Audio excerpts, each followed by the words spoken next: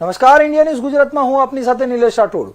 સમાચારમાં વાત કરીએ જામનગરની તો જામનગરમાં હવાઈ ચોક વિસ્તારમાં રહેતા એક શખ્સે પોતે સરકારી કામના કોન્ટ્રાક્ટર હોવાનું દર્શાવી સરકારી કોન્ટ્રાક્ટરના કામમાં નાણાં રોકડના બહાને ઊંચા વળતરની લાલચ આપી જામનગર શહેર તથા આસપાસના વિસ્તારના 7 જેટલા વ્યક્તિઓ પાસેથી સરકારી કામના કોન્ટ્રાક્ટમાં 14 જેવો ઊંચો વળતર આપવાના બહાને કુલ 2 કરોડ 43 લાખની રકમ મેળવી લીધા પછી નાણાં પરત નહીં ચૂકવી રફુચક્કર થઈ જતા આ મામલે પોલીસ ફરિયાદ નોંધાવાઈ છે।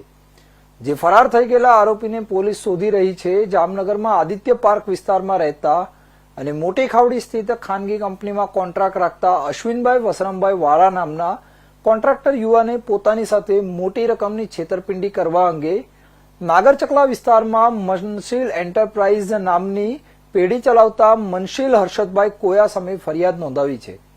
પોતાના તેમજ પોતાની સાથે અન્ય 6 થી 7 વ્યક્તિના કુલ 2,43,050ની રકમ પરત નહીં કરી વિશ્વાસઘાત અને છેતરપિંડી કરી હોવાનું ફરિયાદમાં જણાવ્યું છે।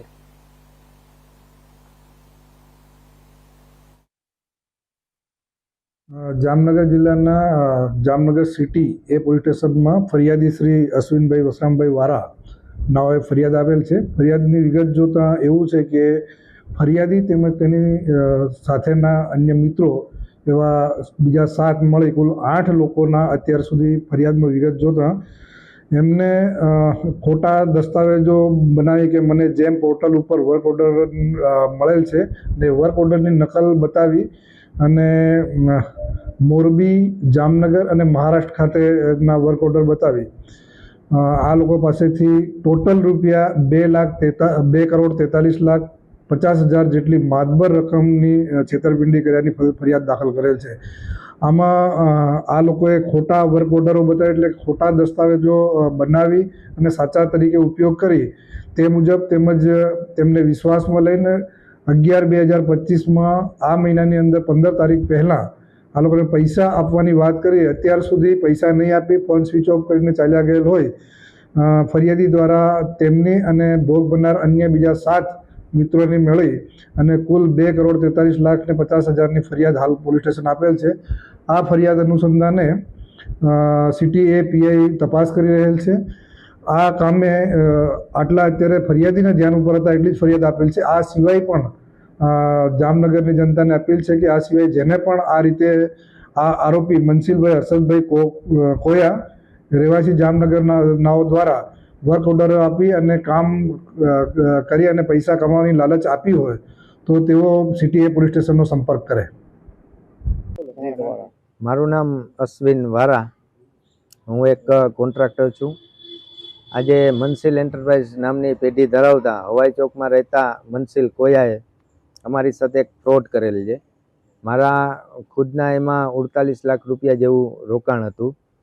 એમણે અમને ગવર્મેન્ટના જેમના ઓર્ડરો જેમ કે મોરબી તાલુકા પંચાયત, ગ્રામ પંચાયત, મહારાષ્ટ્ર ગવર્મેન્ટ, MP મધ્યપ્રદેશની ગવર્મેન્ટના એવા જુદા જુદા ઓર્ડરો બતાવી અને એમ કહેલ કે અહીંયા આપણે ડસ્ટબિન સપ્લાય કરવાના છે। તો જેથી અમે એમની સાથે રોકાણ કરેલ, એમને પેમેન્ટ અમે RTGS અને ચેકથી આપેલું હતું।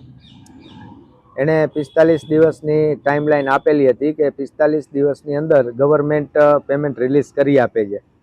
તો તે પછી ટાઈમલાઈન પૂરી થતાં મેં ફોન કરેલ તો ફોન એનો સતત 3 દિવસથી બંધ આવતો હતો। એના ઘરે ગયા અને ઘરે પૂછેલ તો એના ઘરેથી એવો જવાબ આપેલ કે અમને ખબર નથી, ઇન્દોર ગયા છે અને અમે પણ એને ગોતી છીએ, એવો એના ઘરેથી જવાબ આપેલ। પછી અમે અમારી રીતે મિત્ર સર્કલમાં તપાસ કરતા બીજા પણ ઘણા મિત્રો એવા અમારા સંપર્કમાં આવ્યા કે જેણે પણ એના મનશીલ સાથે એમના ખાતામાં મનશીલ એન્ટરપ્રાઇઝમાં એમના વાઇફના ખાતામાં પૈસા ટ્રાન્સફર કરેલા છે, એવું પણ બીજા મિત્રોએ અમને જાણ કરેલ। અને લાસ્ટમાં પછી અમે સિટી એ ડિવિઝનમાં ફરિયાદ પણ દાખલ કરેલી છે।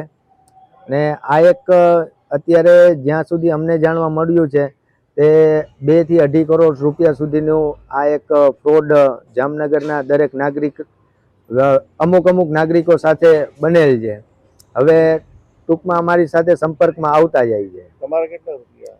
મારું અંદાજે મારા 40-39 લાખ રૂપિયા જેવું મારું રોકાણ હતું એમાં। તમારા ભેગા થયા પછી કેટલા રૂપિયા? બીજા મિત્રો અમારા સંપર્કમાં આવ્યા ત્યારે 2,40,00,000 રૂપિયાની આસપાસનું જે છે એ આખું ફ્રોડ થયેલ છે. સમાચારમાં આગળ વાત કરીએ ભરૂચ